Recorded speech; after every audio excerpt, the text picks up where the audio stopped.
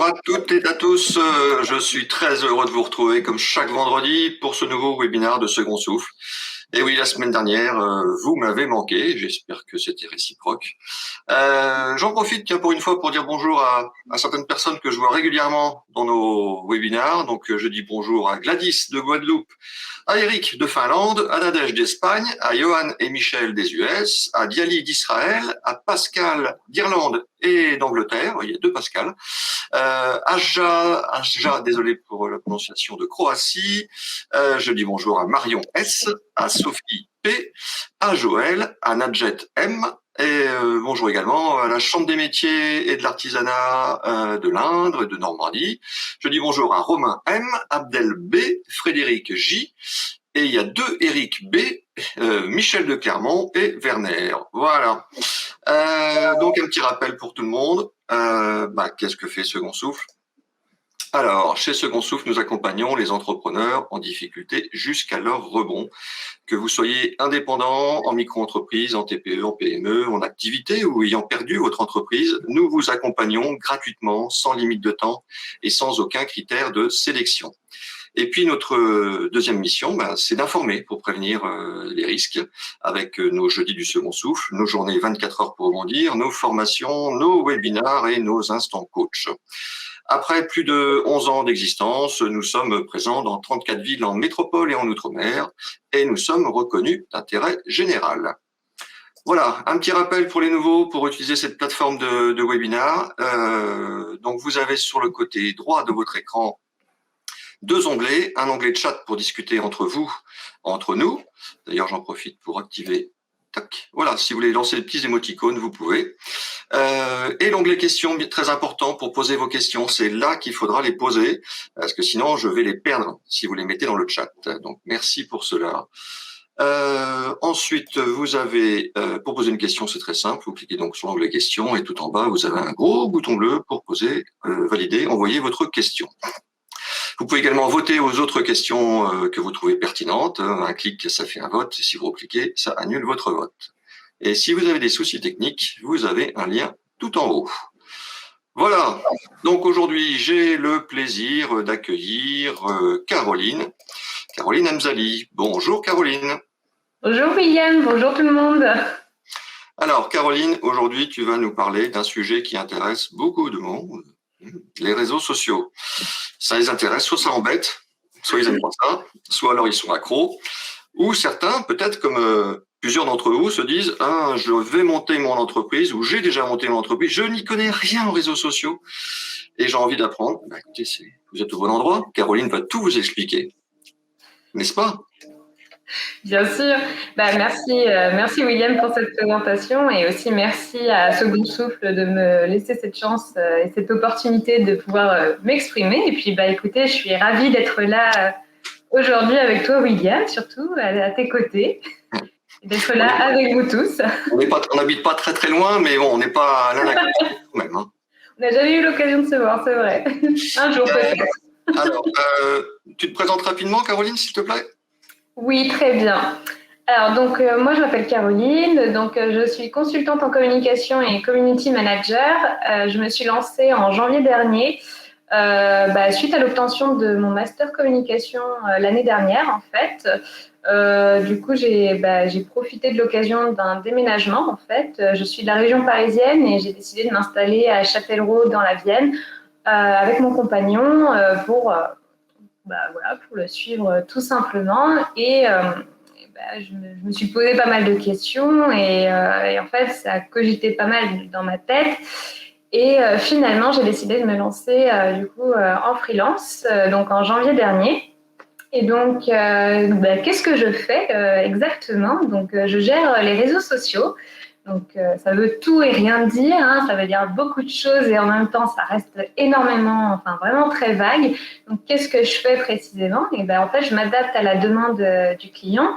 Il y a des personnes qui ont juste besoin de conseils, qui veulent apprendre à gérer eux-mêmes leurs réseaux sociaux et du coup, je fais du conseil ou j'accompagne, je dis les choses à faire, les choses à éviter, etc.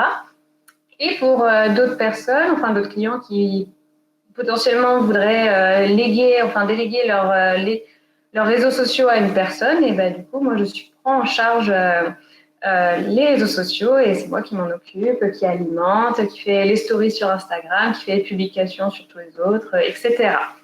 Donc voilà. Et en fait, j'ai créé la Crête Dorée en juillet dernier, parce que j'ai mis du temps à trouver un nom commercial. Voilà, ça m'est venu petit à petit. Et donc aujourd'hui, c'est la Crête Dorée. Vous pouvez me suivre sur Facebook, Instagram, LinkedIn. Un peu moins sur Twitter, je suis un peu moins active, mais j'y suis quand même. Voilà. Et très bien, donc Caroline est donc une community manager. Voilà, exactement. Donc, community manager, vraiment, c'est gérer la communauté, c'est manager la communauté, c'est-à-dire répondre aux messages privés, aux commentaires, voilà, créer des jeux concours, alimenter les réseaux sociaux et référencer forcément les pages, les publications, etc. Bien, on va démarrer.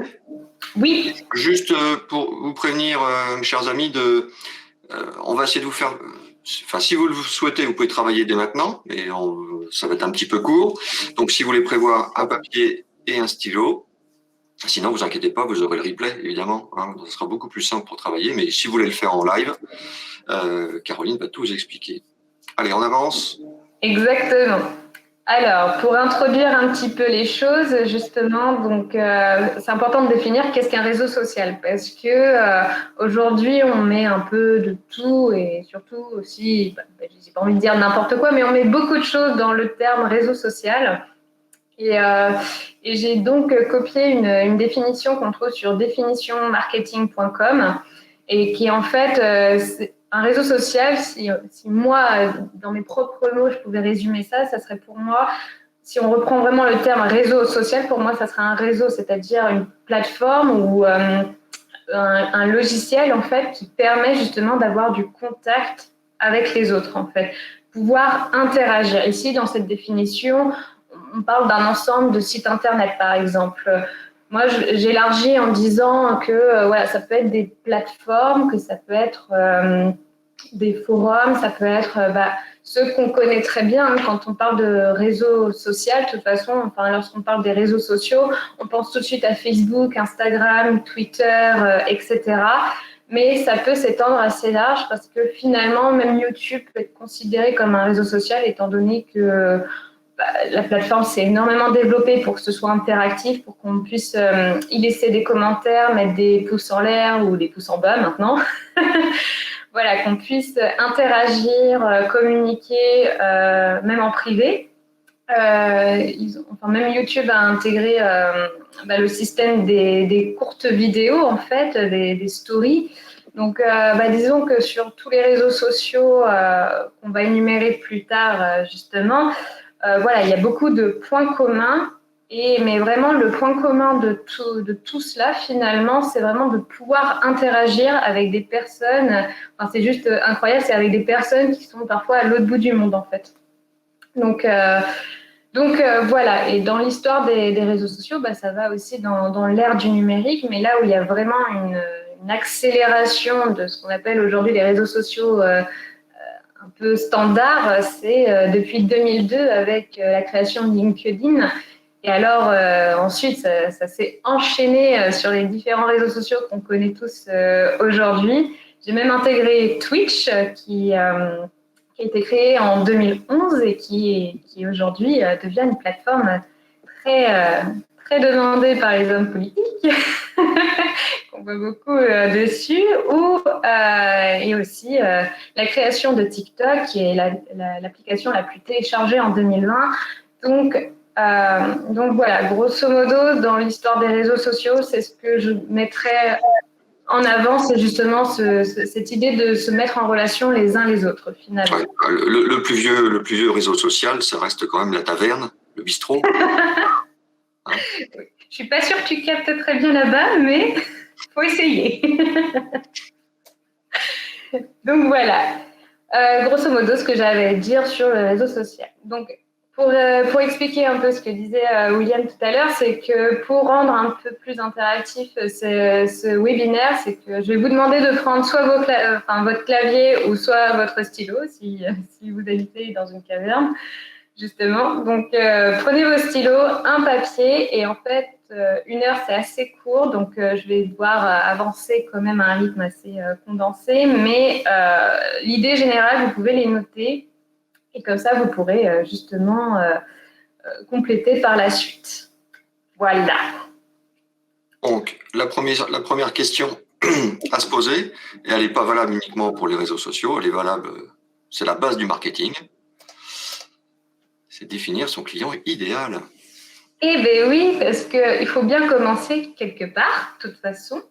Donc, quand on se pose la question sur quels réseaux sociaux communiquer pour trouver ses clients, en fait, la première question qu'il faut se poser, c'est mais c'est qui mon client déjà, pour commencer? Alors, tout le monde dit ah bah moi, c'est tout le monde. Ça peut aller de l'adolescent jusqu'à la personne âgée, etc.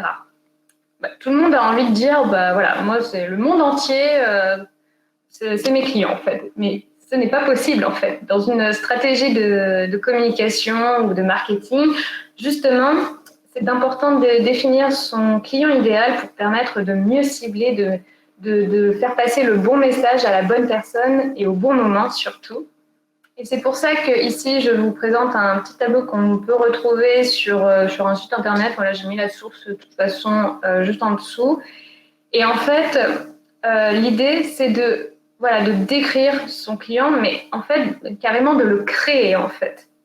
C'est-à-dire, là, si vous écrivez, alors, voilà, quel serait votre client idéal? Voilà, vous avez un nom, un prénom, par exemple, vous avez une profession, vous avez ses traits de caractère. Est-ce que c'est une personne qui est plutôt très connectée ou est-ce que c'est plutôt une personne un petit peu moins, enfin voilà, sur quels réseaux sociaux elle a tendance à communiquer?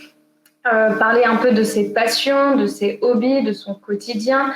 Voilà, c'est ça en fait, définir son client idéal. Et ici, aujourd'hui, ce que je veux vous faire comprendre surtout, c'est quand vous définissez votre client idéal, c'est important du coup d'être assez précis, ne pas être non plus dans le superflu, parce que voilà, savoir qu'il aime bien manger des cacahuètes ou des choses comme ça. Bon, après, si vous vendez des cacahuètes, c'est très intéressant, effectivement, mais voilà, ça n'a pas d'intérêt forcément pour une autre personne.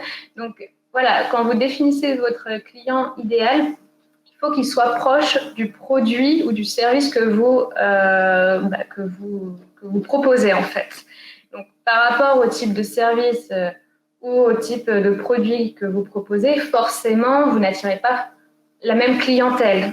Et du coup, c'est important de bien définir aussi en amont déjà les valeurs de votre entreprise, parce que ça fait aussi partie de la stratégie de communication, définir les valeurs de l'entreprise, les projets de l'entreprise, comment est-ce que vous voyez dans 5, 10, 15 ans, par exemple.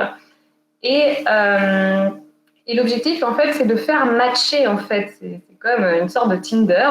Voilà, il faut que ça matche entre l'entreprise et le client.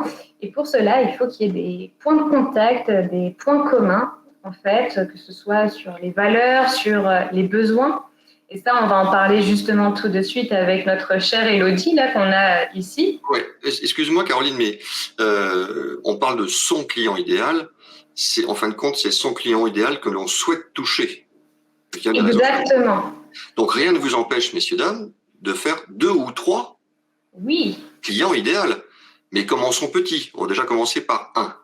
Ouais, oui. Ah oui, bien sûr. Voilà. Il vaut mieux en faire 1 pour commencer et le faire bien. Et après, une fois que le premier est fait, souvent la suite est un peu plus facile. Mais voilà, là, quand on parle d'un client idéal, il faut penser que c'est un personnage fictif. Hein. C'est pas le client que vous avez actuellement. Enfin, si vous avez déjà une entreprise depuis quelques années, vous avez déjà des clients. Le client idéal, c'est pas le client que vous avez aujourd'hui, mais c'est le client que vous souhaitez avoir aujourd'hui, justement. C'est celui que vous souhaitez toucher, le message à qui vous allez vous adresser, justement, la personne à qui vous allez vous adresser. Donc, comme disait William, vous en faites 1, vous en faites 15. Il ne faut pas en faire trop non plus, parce qu'après, ça commence à devenir un petit peu trop. Mais je pense qu'en faire 3, c'est l'idéal, justement, parce qu'en fonction des produits et des services que vous proposez, du coup, ça peut toucher des personnes différentes, avec des affinités différentes, des personnalités différentes. Donc, c'est très important, justement, d'en définir plusieurs. Mais là, aujourd'hui, déjà, si on en fait un, c'est très bien. Bien. Alors, comment fait-on? C'est là qu'on sort sa feuille et son papier et son stylo.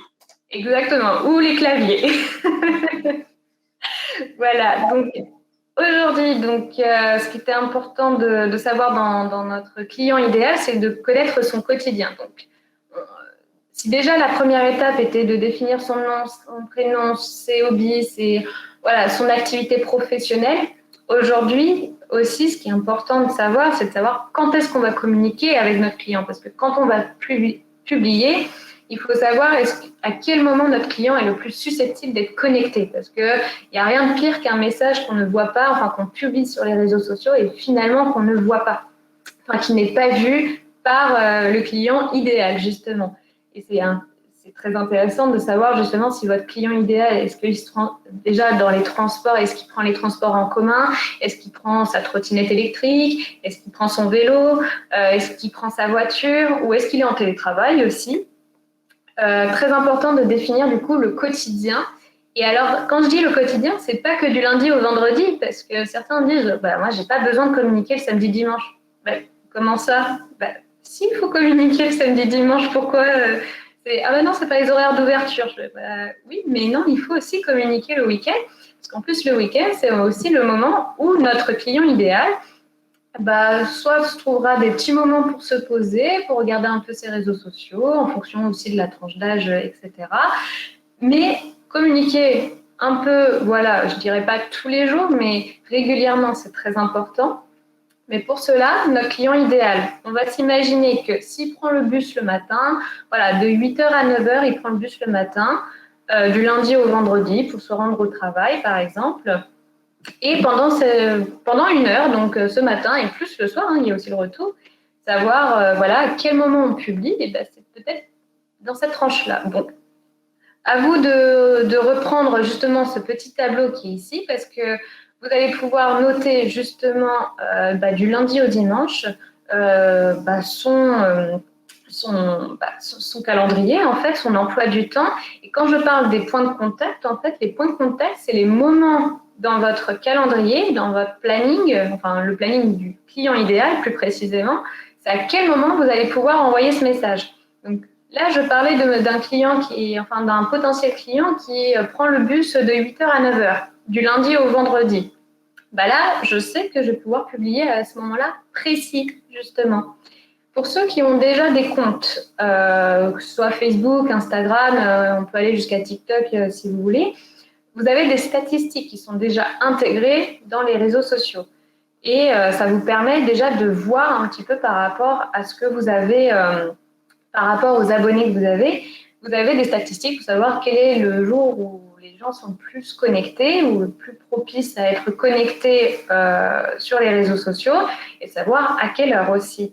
Donc, c'est un mélange de tout ça, en fait, entre votre client idéal bien défini, son emploi du temps du lundi au dimanche, et de bien détailler vraiment, on ne va pas dire seconde par seconde, il ne faut pas être dans l'absurdité non plus, mais heure par heure, grosso modo, il se lève à quelle heure, il part à quelle heure de chez lui, il arrive au travail à quelle heure, est-ce qu'il prend une pause café, parce qu'à la pause café, on la connaît tous, cette pause café où on a notre café, mais de plus en plus, on voit les gens avec leur téléphone portable, par exemple, et qui sont sur les réseaux sociaux, par exemple. La pause déjeuner aussi. Oui, William. Oui, non, l'heure avance, et pas les slides. Oui. Je tiens juste à préciser quand même que la loi interdit d'envoyer des SMS le dimanche. Je ne sais pas si demain la loi interdira de poster le dimanche. Mais bon. Affaire à suivre du coup. On verra bien. Mais du coup, dans l'idée générale, pour continuer, une fois qu'on a fait son emploi du temps, là, c'est un petit tableau que je vous demande de recopier à la main ou sur ordinateur, du coup, parce que en fait, je vais vous parler des différents réseaux sociaux en vous expliquant quel serait l'intérêt d'y être dessus, pourquoi être dessus, etc. Et en fait, dans la colonne pourquoi, vous trouvez les petits arguments, parce que c'est le type de cible que je cherche, par exemple. Le qui, c'est quelle tranche d'âge, quel type de population, par exemple. Et c'est surtout si vous faites plusieurs clients idéaux, du coup, vous pourrez dire client 1, ça sera sur Facebook, client 2 sur Instagram, et par exemple. Le quand, c'est de savoir, alors quand, c'est-à-dire aussi à quelle fréquence aussi. Quand, est-ce que c'est tous les jours? À quelle heure? Et comme on en a déjà un peu parlé tout à l'heure, enfin précédemment, c'est de savoir à quelle heure précisément vous allez pouvoir publier et quel jour. Comme j'ai expliqué, c'est de privilégier la qualité à la quantité. Ça ne sert strictement à rien de publier tous les jours pour avoir des posts un peu bateaux et qui n'apportent pas de plus-value à votre entreprise et qui risquent au contraire finalement de provoquer un peu le désabonnement. Une mauvaise e-réputation. Ah, très bien dit. Exactement. Et après, dans le comment, donc dans la colonne comment, c'est-à-dire quel type de contenu. Est-ce que vous allez faire des jeux concours? Est-ce que c'est plutôt pour parler de l'entreprise en général? Voilà. Quel type de contenu et comment vous adressez? Parce que forcément, on ne s'adresse pas à la même population sur LinkedIn que sur TikTok. Parce que si vous commencez à avoir un vocabulaire TikTok sur LinkedIn, ça risque pas trop de passer. Inversement, non plus. Donc, voilà, donc toutes ces petites colonnes, vous pouvez les faire à la main et comme ça, on peut enchaîner tout de suite. Je vais encore intervenir, mais bon. Juste pour information à tout le monde, si vous voulez parler franchouillard, le réseau LinkedIn, et si vous voulez parler en anglais, vous dites LinkedIn. Hein, voilà.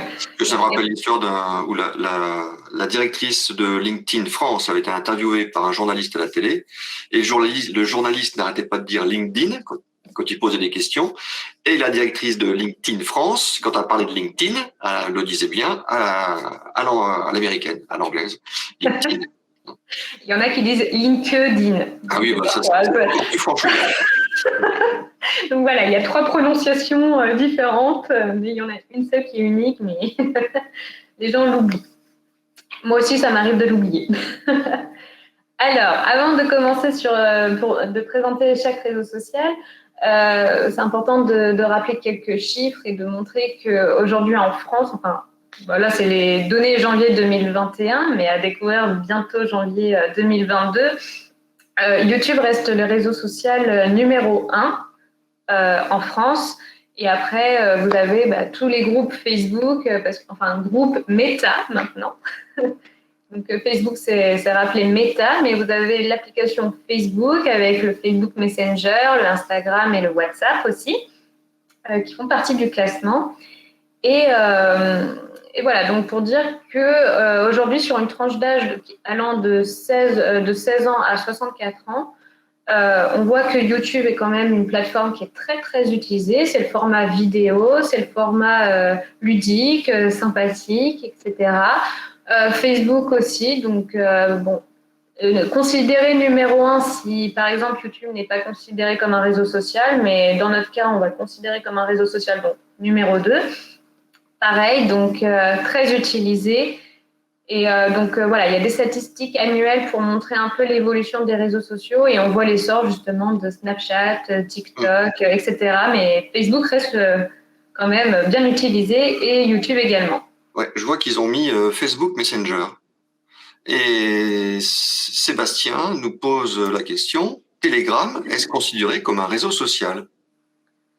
En vrai, comme ça ressemble beaucoup à WhatsApp, enfin pour moi, quand j'utilise WhatsApp et Telegram, pour moi c'est vraiment la même chose. Donc moi je le considère oui, parce que dans la définition que moi je donne de réseau social, ça permet de communiquer avec les autres. Donc et puis en fait l'utilité de Telegram, enfin les fonctionnalités de Telegram ressemblent énormément à WhatsApp. Donc moi je considère. Mais est-ce qu'avec Facebook Messenger, est-ce qu'avec Telegram, WhatsApp, est-ce qu'on peut, comme le demande Sébastien, acquérir une clientèle?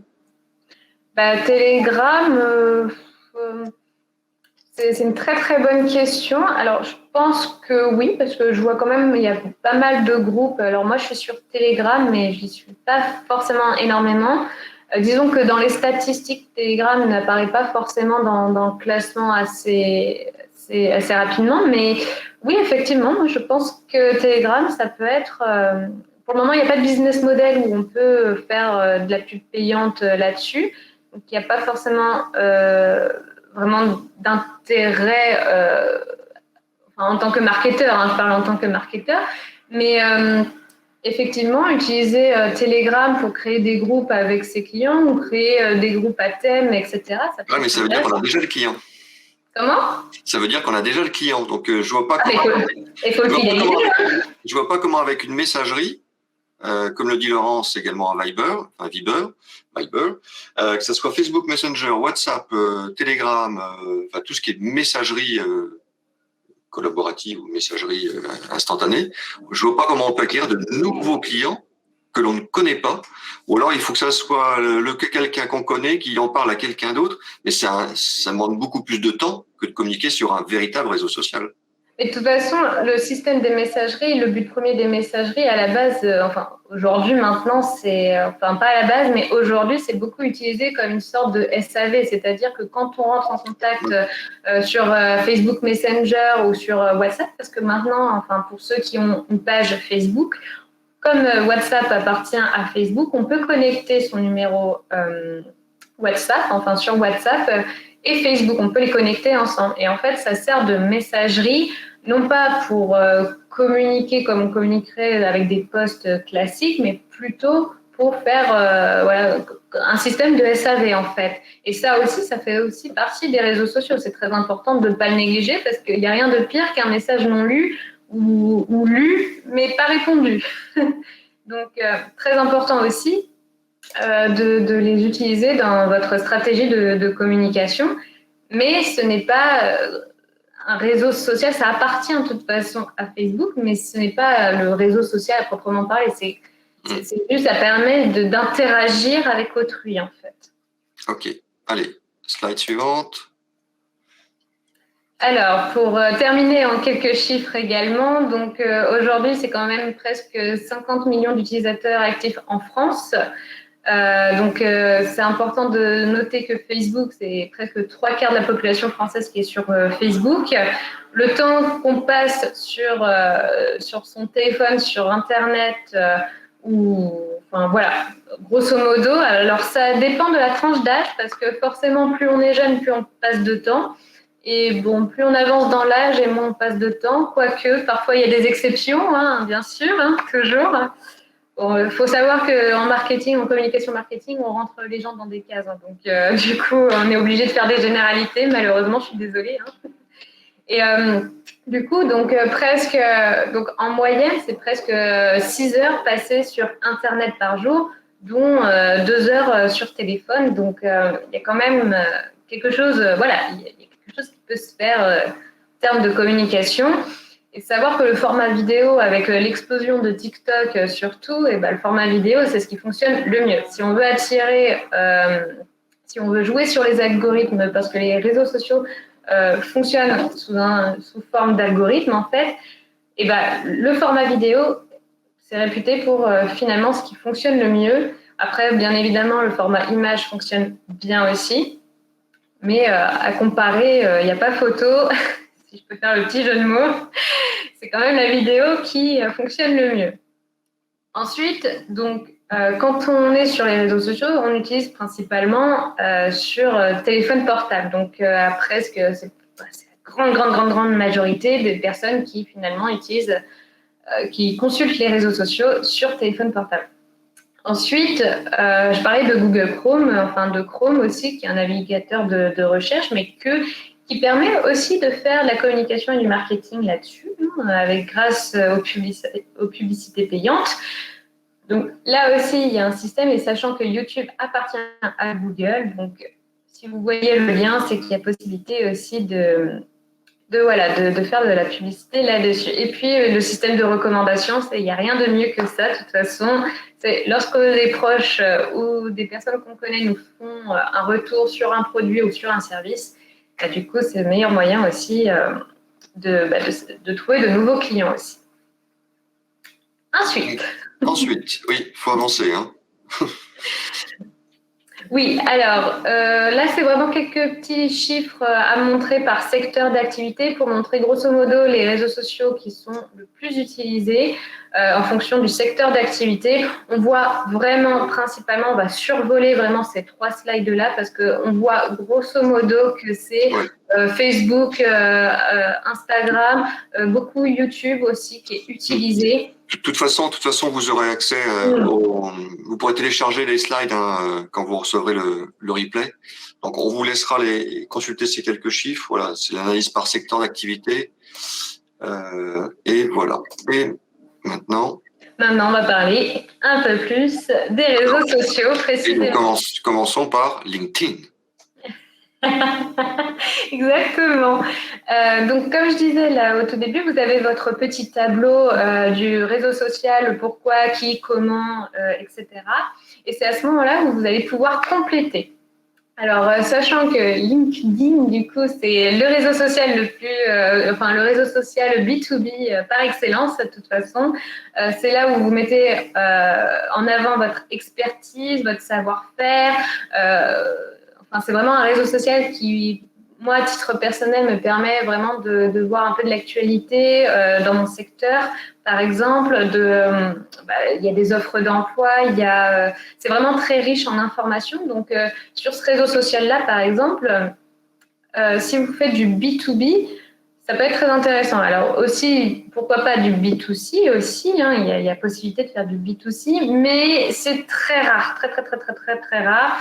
Et il vaut mieux utiliser ce réseau social de toute façon quand on est vraiment de entreprise à entreprise, sachant que c'est quand même 17 millions de visiteurs actifs par mois en France. Voilà, c'est un réseau social à ne pas négliger qui est pourtant très oublié de pas mal d'entreprises finalement, je réalise. Et quand on voit les horaires favorables pour publier, voilà, c'est beaucoup des horaires de bureau parce que c'est un réseau social de base plus cadre, même si ça se démocratise énormément. Enfin, on voit vraiment de tout métier aujourd'hui, mais ce qui n'était pas forcément le cas il y a 10 ans. Et du coup, donc là, vous pouvez voir que majoritairement, c'est quand même du lundi au vendredi où on se connecte sur cette plateforme pour pouvoir consulter un peu, suivre un petit peu ses collègues, ses anciens collègues, sa famille et tout, parce qu'on a aussi un peu de sa famille et tout, voir un peu comment les autres évoluent. Sauf pendant le confinement où ça marchait aussi très bien le samedi et le dimanche. Oui, voilà, parce que du coup, on s'occupe comme on peut. On passe donc maintenant à Facebook. Exactement. Donc, Facebook, hein, si on ne considère pas YouTube comme un réseau social, Facebook est quand même le réseau social le plus utilisé. Aujourd'hui, donc, c'est vraiment le réseau social que je considère très convivial. C'est dans le sens où quand ça a été créé à la base, c'était pour ajouter ses amis, sa famille, c'était pour garder le lien avec des connaissances en fait. Aujourd'hui, on utilise Facebook, on peut créer sa page entreprise, on peut faire sa sorte de e-shop sur Facebook. Il y a plein de Facebook s'est énormément développé pour finalement avoir tout sur une même plateforme. Donc, en même temps qu'on suit un peu l'actualité de sa famille, de ses proches, etc., ça permet également de développer son business. Et de lire des fake news. et sachant que c'est un réseau social où il ne faut pas trop se prendre au sérieux par rapport au précédent. Là, c'est plutôt bon enfant, on peut faire des jeux concours, et c'est d'ailleurs ce qui marche énormément sur Facebook, c'est les jeux concours, par exemple, faire des devinettes ou des choses comme ça. Voilà, c'est un réseau social où il faut être bon enfant, parce qu'à la base, Facebook, c'était vraiment pour avoir de l'actualité de ses proches, suivre un peu les aventures de ses proches et tout. Donc, il faut rester un peu dans cette ambiance-là. Et puis, j'affiche des horaires de publication, mais comme je disais, si vous avez déjà une page entreprise et que vous avez déjà des abonnés, vous avez forcément des données, des statistiques qui sont beaucoup plus précis que les statistiques que je donne sur Facebook. Donc, voilà. Donc, YouTube aussi. Donc, très important. Donc, ça, c'est le format principal, c'est le format vidéo. Donc à ne pas négliger. Enfin, on est tous passés sur YouTube au moins une fois dans notre vie, quand même, pour au moins suivre un tuto, écouter une musique, même regarder des films. Hein. On a la possibilité de regarder des films sur YouTube. Donc c'est une plateforme qui est vraiment complète au format vidéo parce qu'elle permet, voilà, pour tout type de sujet, d'avoir accès à pléthore d'informations. C'est pour ça que... Comme les webinaires de Second Souffle. Exactement. Exactement. Donc, voilà, une plateforme très intéressante si, par exemple, vous voulez lancer votre chaîne YouTube, si vous faites, même si on l'entend souvent dire, mais voilà, c'est beaucoup de tutos YouTube, tutos cuisine, par exemple, mais on peut avoir des tutos bricolage, on peut avoir, voilà, pour présenter votre produit, par exemple, pour présenter vos produits et services, YouTube, c'est une très bonne plateforme, justement, pour permettre de bien mettre en valeur aussi au format vidéo, voilà, de faire sa petite page en entreprise avec tout ce système de playlist qu'on peut bien ordonner. Donc, alors, je ne sais pas si vous voyez, est-ce que vous lisez comme moi, 76 millions de vidéos musicales sont visionnées chaque jour en France. C'est énorme, hein. Non, mais Et les autres chiffres que tu as écrits en dessous, le temps moyen passé sur YouTube est de 50 minutes pour les 18-34 ans.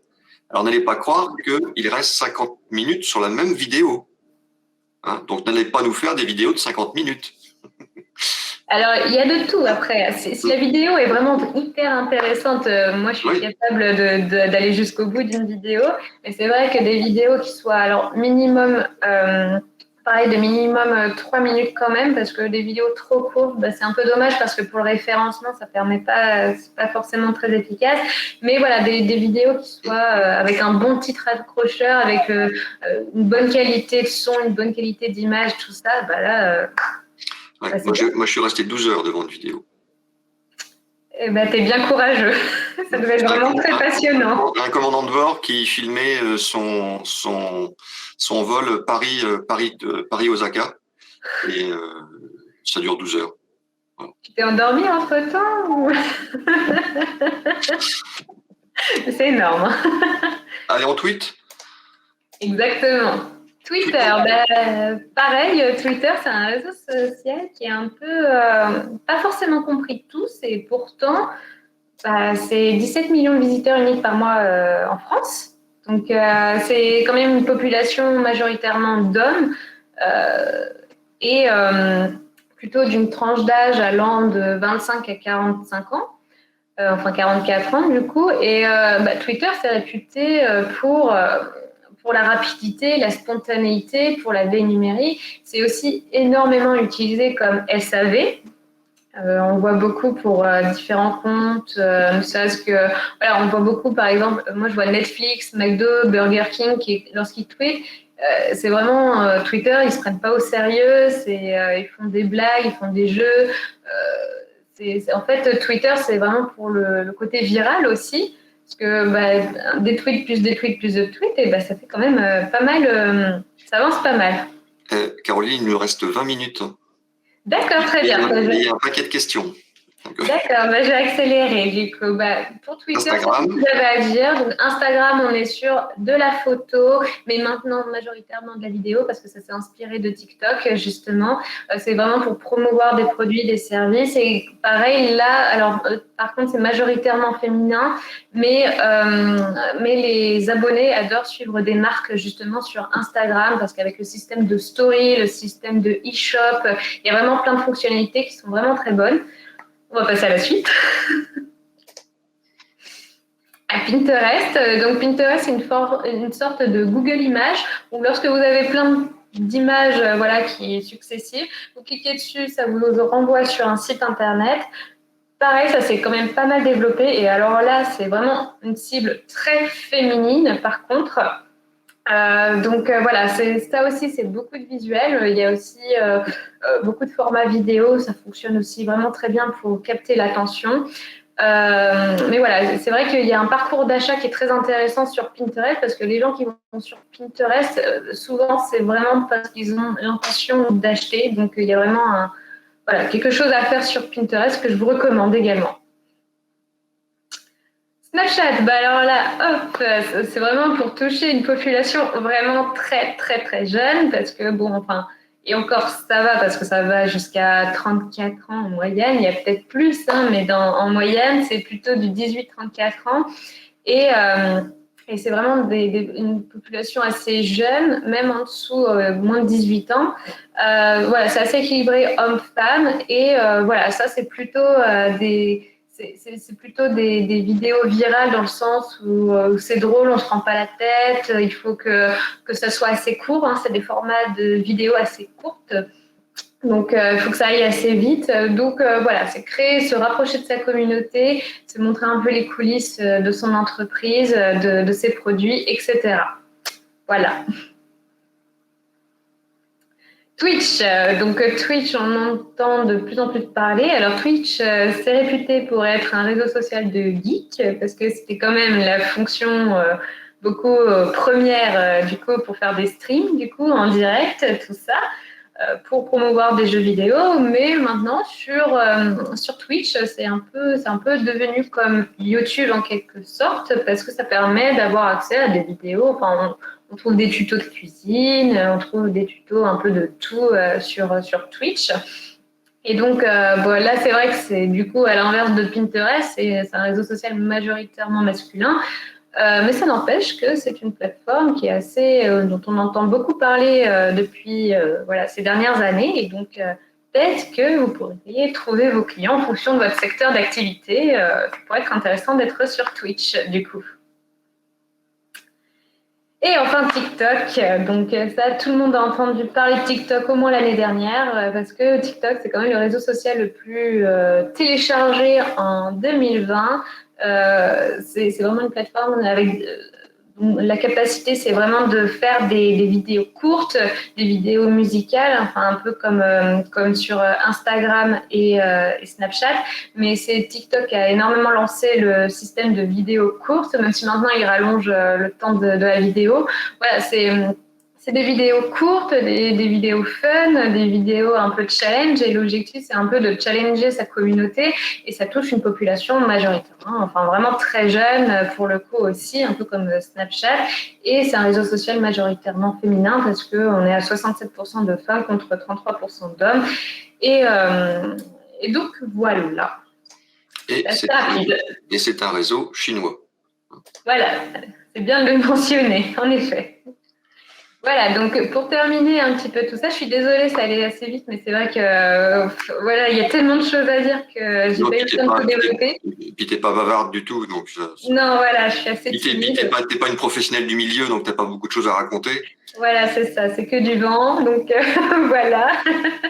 Donc pour terminer un petit peu là-dessus, en fait, les quelques conseils que j'ai à vous donner avant de vous dire, ah bah tiens, je vais communiquer sur Facebook, Instagram, Twitter, enfin bref, c'est déjà de vous poser cette question du client idéal. Pourquoi je communique sur tel réseau social pour toucher quelle personne et faire passer quel message? Très important aussi d'être régulier et organisé parce que malheureusement, c'est vraiment horrible ce que je vais dire.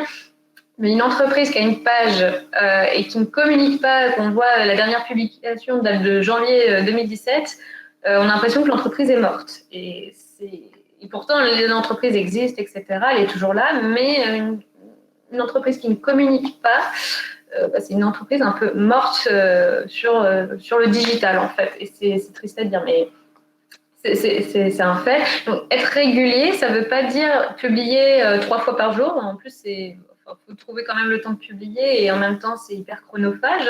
Donc, la régularité, c'est trouver le juste milieu qui permet justement d'avoir un bon rythme sur les réseaux sociaux. Ça ne veut pas dire publier à n'importe quel moment à 3 heures du matin, sauf s'il y a des somnambules qui regardent leurs réseaux sociaux pendant la nuit. Hein, ça peut exister. Mais voilà, ça demande quand même beaucoup d'organisation. En amont parce que pour pouvoir publier, il faut quand même savoir ce qu'on va publier et dans ces cas-là, il faut établir un calendrier éditorial pour voir sur du court, moyen, long terme, etc. Quelque chose de très important et ça va de pair avec ce que je viens de dire, c'est de privilégier la qualité à la quantité parce que publier tous les jours, mais un contenu qui n'est pas pertinent n'a aucun intérêt. Il vaut mieux publier moins, mais mieux finalement. Prendre plus le temps de faire une jolie publication où on y met vraiment du sens, de la qualité dedans, que faire quelque chose vite fait, mal fait finalement. Et très important quand on est une entreprise, surtout si vous avez une charte graphique, si vous avez vraiment des typographies spécifiques, vous ne pouvez pas un jour passer du rose fuchsia au bleu et gris au vert. Enfin, non, il faut vraiment respecter quand même une charte graphique parce que votre identité, c'est quand même primordial pour être reconnu de tous, être reconnu de par les concurrents, mais être reconnu pour les clients et les potentiels clients en fait. Donc très important de respecter cette charte graphique.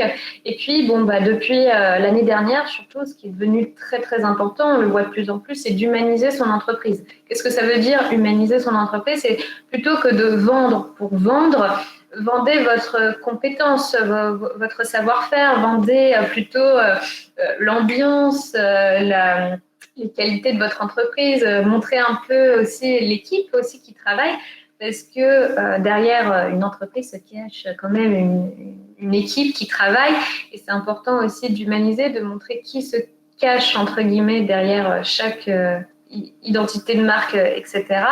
Donc voilà, très important d'humaniser, voilà, c'est une valeur forte aussi aujourd'hui, très importante et c'est comme ça qu'on crée du lien finalement avec sa communauté. Ça fait plus chaleureux, ça fait plus convivial, ça fait beaucoup moins froid. Et puis le conseil vraiment final, surtout quand on est sur les réseaux sociaux, et ça c'est quelque chose qui se ressent, c'est qu'il faut s'amuser, il faut vous éclater, il faut que vous ayez, voilà, comme William. Voilà, il faut s'amuser, il faut s'éclater. Pour beaucoup, je sais que c'est considéré comme un fardeau, mais ça se ressent aussi dans la communication, dans la manière de communiquer. C'est que quand on prend plaisir à communiquer, à partager, etc., on n'est pas parfait. Parfois, on oublie de répondre à des commentaires, à des messages, etc. On n'est pas parfait, c'est sûr. Mais voilà, amusez-vous, c'est le plus important. Il ne faut pas que ce soit considéré comme un fardeau. Il faut plutôt que ce soit quelque chose qui vous plaise, que vous ayez envie de transmettre surtout. Donc, voilà. Très bien. C'est pas fini, c'est pas fini. Ben oui. Maintenant, on passe aux questions. Alors, il y a beaucoup de questions. Voilà, je veux toucher des particuliers. Comment je fais avec les réseaux sociaux? Ça, c'est trop généraliste. Donc, Je peux quand même essayer de répondre, hein, mais... Oui, parce que la réponse la plus simple, c'est revivez le replay de ce webinaire et créez votre persona et votre client idéal. Exactement.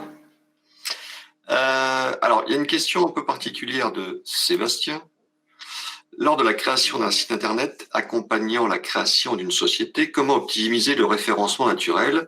Comment le programmer? Quelles études faut-il faire au préalable? Enfin, je pense que là, c'en est vraiment lié aux réseaux sociaux. Sébastien n'a pas écrit, mais voilà. Ouais, là, j'avoue que c'est pas mon domaine d'expertise. Ouais. J'avoue que je pourrais pas trop. On en avait déjà parlé avec Fabien de chez Google quand on fait nos webinaires Google. Malheureusement, les webinaires Google ne sont pas disponibles en replay. Alors, effectivement, vaut mieux préparer déjà tout son lancement. Vaut mieux déjà être présent sur les réseaux sociaux et pour faire un petit peu de teasing pour le lancement de son site internet. Oui, c'est vrai que c'est pas mal. En plus, on peut faire des J-1. Oui, non, mais je dis pas que des bêtises. C'est sympa, c'est chouette. Voilà. Et ensuite, c'est comme ça que vous pouvez préparer votre. OK Google qui s'est mis en route. Je pense que j'ai dit. Si, j'ai dit Google. Et donc, préparez comme ça, faites du teasing pour le lancement de votre site internet, et vous aurez ainsi. Tais-toi donc. Vous aurez ainsi déjà une petite communauté sur les réseaux sociaux au lancement de votre site internet. Exactement. Alors, c'est pareil, là, j'ai une question de Mélissa qui est très généraliste, mais comment mieux engager l'usager sur nos réseaux? Alors, par expérience personnelle, j'ai constaté que faire parler les abonnés, ça marche mieux que de parler de son entreprise. Alors, il faut trouver un juste milieu parce qu'on ne peut pas passer son temps à ne poser que des questions aux abonnés, mais faire un juste milieu, par exemple, si vous changez de typographie, si vous changez les couleurs ça se voit beaucoup sur les réseaux sociaux, c'est de demander l'avis aux abonnés, par exemple, vous préférez la photo 1 ou la photo 2, vous préférez ci, vous préférez ça, etc. Faire des votes, par exemple, faire des jeux concours, ça permet aussi de créer de l'engagement. Mais voilà, demandez l'avis aussi de vos abonnés parce que ça peut être très intéressant et pertinent d'avoir un retour. Puis les gens sont très friands de ce genre de publication, enfin de ce genre de choses parce qu'ils aiment bien donner leur avis, ils ont l'impression de mettre un peu leur pierre à l'édifice. Donc moi je pense que faire parler les abonnés, s'adresser direct à eux sur les réseaux sociaux, c'est un bon plan. Moi, c'est ce que je fais aussi. Et c'est là où je vois que j'ai plus de taux d'engagement quand je pose des questions à mes abonnés, par exemple. Julie, on va pas répondre à votre question. Je pense qu'on y a déjà répondu tout le long de ce webinaire. Hein. Quel juste milieu entre trop de communication et pas assez, une fois par semaine, est-ce assez, 3 fois, est-ce que c'est trop? Je pense qu'avec tous les slides que vous a montré Caroline, ça a répondu à votre question. Voilà, Jean-Pascal qui nous dit quel est le meilleur réseau social pour communiquer auprès du grand public et faire connaître son site. Son site, est-ce plutôt Facebook, Instagram, TikTok ou YouTube? C'est la question que tout le monde se pose. Donc, créez votre personnalité, votre client idéal.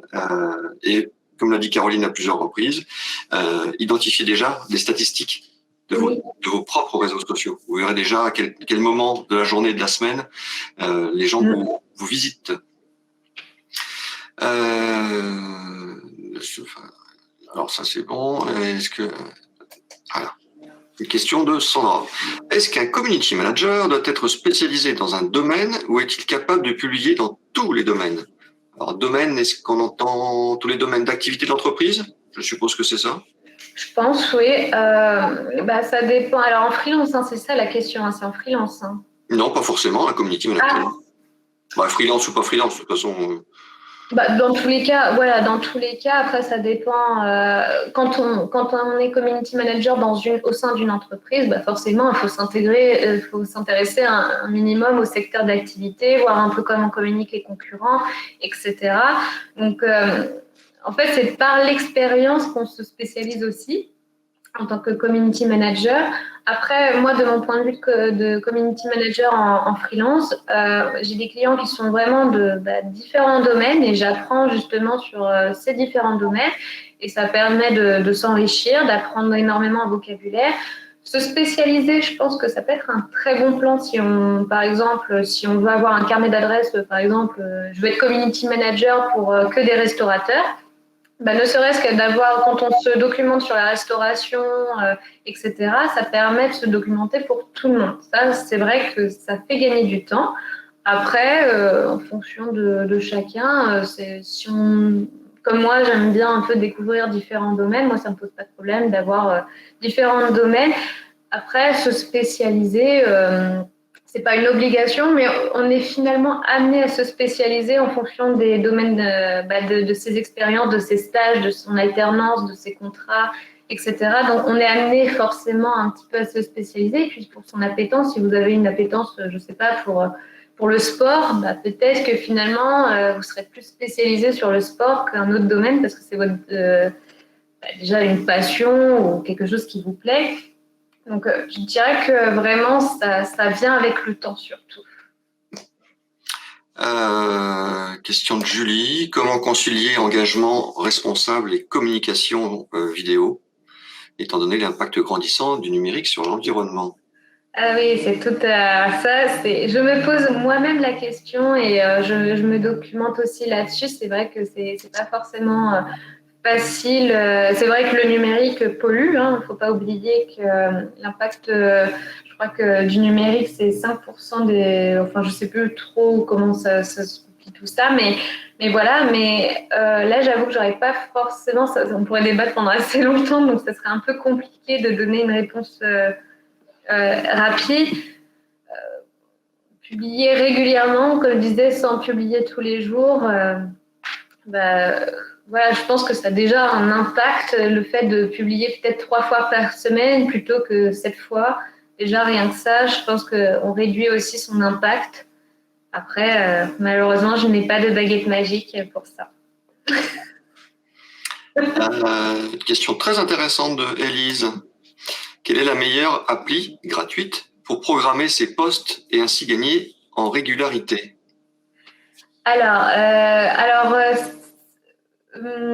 y a déjà le Creator Studio, Facebook Creator Studio, qui permet de programmer sur Instagram, Facebook. C'est gratuit, ça fait partie de Facebook. Sauf que si on veut programmer au-delà, après, il y a ça s'appelle le Twitter, là, c'est le TweetDesk ou Desk Tweet, qui permet aussi de tweeter, enfin de programmer ses tweets, par exemple. Après, ça nécessite d'être sur plusieurs plateformes en même temps, enfin voilà, d'être sur différents onglets. Moi, je connais Outsuite, la version gratuite d'Outsuite, qui permet de connecter jusqu'à 3 profils et de programmer jusqu'à 5 publications. Donc, on est très, très vite limité finalement, parce que 5 publications, qu'est-ce que c'est? Ça part très vite. Ça fait des publications de la semaine, en fait. À part de faire des brouillons et tous les lundis de se dire, je vais reprogrammer tous les posts. Après, c'est vrai qu'il n'y a pas de solution miracle et tout. Il y a forcément des forfaits avec abonnement. Outsuite, je vous le mets le lien dans le chat.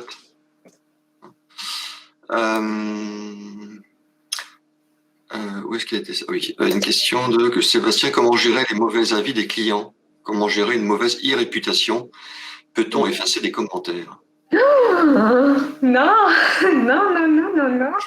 Alors, non, on ne supprime pas les mauvais commentaires. Il n'y a rien de pire que... parce qu'en plus, cette personne-là, si elle voit que vous avez supprimé votre commentaire, si elle pousse jusqu'au bout, non, ça peut faire assez mal et tout. Et il n'y a rien de pire. Non, en fait, la meilleure façon, tout simplement, c'est de répondre en prenant bien en considération, ça se fait en plusieurs étapes. C'est déjà de prendre conscience que oui, le client ou l'abonné n'est pas content, n'est pas satisfait, etc. De dire oui, nous comprenons, etc. Enfin, vraiment un peu le caresser un peu dans le sens du poil, d'expliquer le pourquoi du comment, pourquoi sa commande n'est pas arrivée, pourquoi finalement ça fonctionne pas, il y a quelque chose qui fonctionne pas, etc.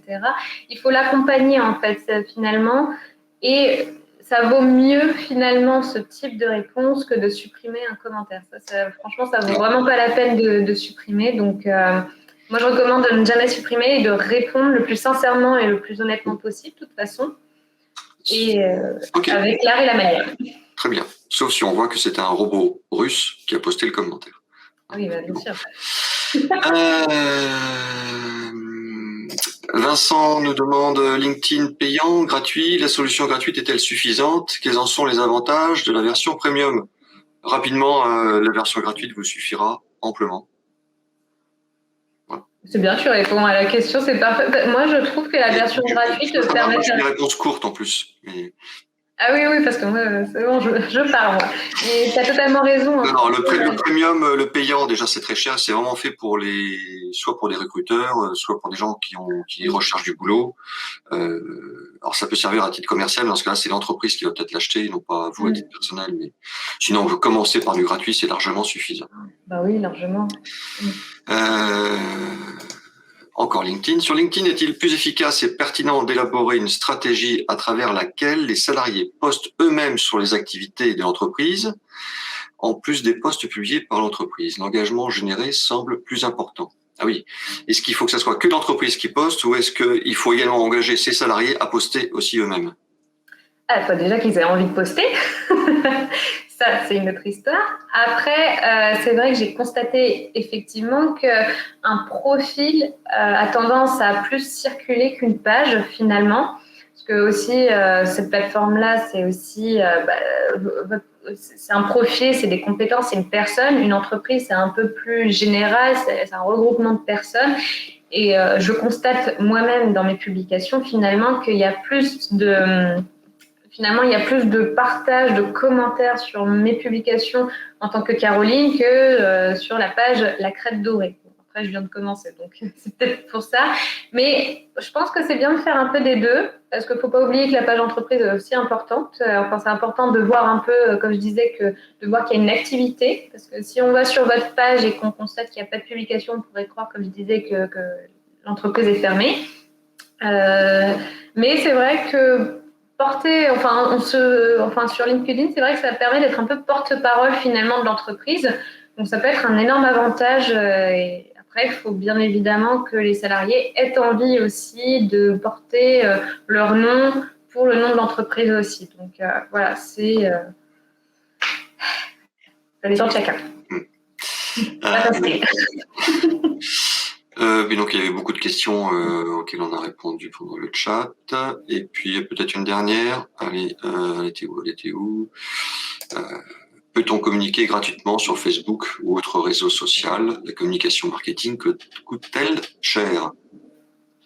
Alors bien évidemment, j'ai envie de dire que oui, on peut communiquer gratuitement parce que d'ailleurs c'est un... c'est un post. Voilà, c'est ça, c'est gratuit. Sauf que je comprends le sens de la question dans le sens où il y a la publicité qui va avec. Et c'est vrai que Facebook, c'est assez gourmand en ça aussi. Pour créer de la viralité sur Facebook, c'est pas forcément très simple pour ma part. Enfin, moi, je trouve que c'est pas forcément le réseau social adéquat pour vous créer de la viralité. Et c'est vrai que faire des sponsors Facebook, ça coûte pas forcément très cher. Honnêtement, vous pouvez aller vous tapez, c'est vraiment très simple. Vous regardez, vous faites une simulation publicité en quelques clics. Vraiment, c'est à vous de gérer. En plus, c'est sous système d'enchères. Donc, c'est vous qui déterminez finalement le plafond à ne pas dépasser. Si vous vous dites pour décembre, pendant tout le mois de décembre, je veux 500, 200, 1000, 2000, 10 000, 10 000 euros. Voilà, c'est vous qui mettez le budget. Et en fait, Facebook va adapter finalement vos conditions par rapport au budget que vous mettez, mais également la pertinence du poste, parce que c'est pas parce que vous mettez 10 000 euros que si votre poste il est un peu, le visuel n'est pas propre et que le texte n'est pas intéressant, il n'y aura pas forcément de choses. Mais de toute façon, ça dépend. Si vous voulez communiquer sur toute la France, toute la population française, ça vous coûtera une fortune. Si vous voulez publier uniquement sur votre zone d'achalandise, qui est la ville ou le département, ça vous coûtera beaucoup moins cher. Si vous voulez préciser qu'une tranche d'âge, ça vous coûtera encore moins cher. Plus vous allez filtrer, et c'est ce qu'il faut faire, parce qu'en fin de compte, vous allez arriver à notre fameux persona A, notre client idéal. Et voilà, on retourne au début de ce qu'on disait. Donc, arrêtez de dépenser de l'argent à tout va. Il faut d'abord définir une cible. À qui vous voulez communiquer. C'est ça, exactement. Il est plus de 15 heures, on fait rapide. Parce qu'après, moi, j'ai un concours de pétanque, hein, vous le savez tous. Ah oui, d'accord, on ne va pas te déranger du coup. Alors, on suit la question précédente. La question précédente, c'était la question sur est-ce que mes salariés peuvent poster en plus de mon entreprise. Alors là, c'est Chloé qui nous dit, si nous avons un commercial, vaut-il mieux qu'il soit l'unique diffuseur des infos commerciales? C'est un peu le risque s'il change d'entreprise qu'après, qui va prendre la relève. Je pense qu'il peut le faire oui. en étant connecté sur le compte LinkedIn ou Facebook de l'entreprise. Ah, d'accord. On occupe ça. Je pense que ça pose pas de problème. Oui. Ah, d'accord, j'avais pas compris dans ce sens-là. Même à connaître tous les arguments commerciaux pour diffuser des infos. Ah oui, voilà, c'est ça exactement. Bah oui, il n'y a pas de souci. Il suffit de mettre administrateur ou de nommer la personne et après. La question de Vincent, quel est donc le réseau social le plus viral, le plus efficace? Faites votre client idéal et vous le saurez. Voilà, pas mieux vous dire. Alors, c'est toujours la même conclusion, en fait. Ouais. Bon, écoutez, messieurs, dames et Caroline, merci beaucoup. Merci, William. Merci à Second Souffle, en tout cas. J'ai passé un super moment. Merci à tous d'avoir participé et d'avoir mis des petits pouces. C'est moi qui les mettais, en fait. Hein. Je te donnerai mon adresse pour le virement. Hein. La semaine prochaine, on se retrouve. Alors moi, je serai un petit peu en backstage. Vous ne me verrez pas souvent. Ça ne sera pas webinaire. Ça sera une journée 24 heures pour rebondir. Donc de 10h jusqu'à 18h, vendredi prochain. Et on parlera de la franchise. Voilà, il y aura des franchisés, des franchiseurs. Il y aura des banques pour vous aider à faire des apports. Et vous verrez qu'une franchise, on peut démarrer même sans apport. On peut déjà créer son entreprise ou à partir de 10 000, 20 000 euros. Et puis ce qui est génial avec une franchise, c'est que l'entreprise est déjà toute faite et vous êtes déjà épaulé pendant toute la durée par le franchiseur qui vous aide à construire et à vous développer. Voilà, donc c'est vendredi prochain. N'oubliez pas de vous inscrire. Pour cela, c'est très simple. À la fin de ce webinaire, vous serez redirigé vers la homepage, la page d'accueil de Second Souffle, et vous verrez cette image, cette très très belle image, je trouve, de cet événement vendredi prochain. Vous cliquez dessus et vous pourrez donc vous inscrire. Et tout ça, c'est gratuit. De 10h à 18h, il y aura des stands virtuels. Donc les franchiseurs seront là. Vous pourrez prendre rendez-vous avec eux et il y aura des petits rendez-vous de 10 minutes. Comme ça, si vous vous sentez l'âme d'entreprendre, vous pourrez discuter directement avec le franchiseur. Voilà, je vous souhaite à toutes et à tous, et aussi à toi Caroline, un excellent week-end. Et je vous dis donc à vendredi prochain. À bientôt les amis. Ciao. Au revoir.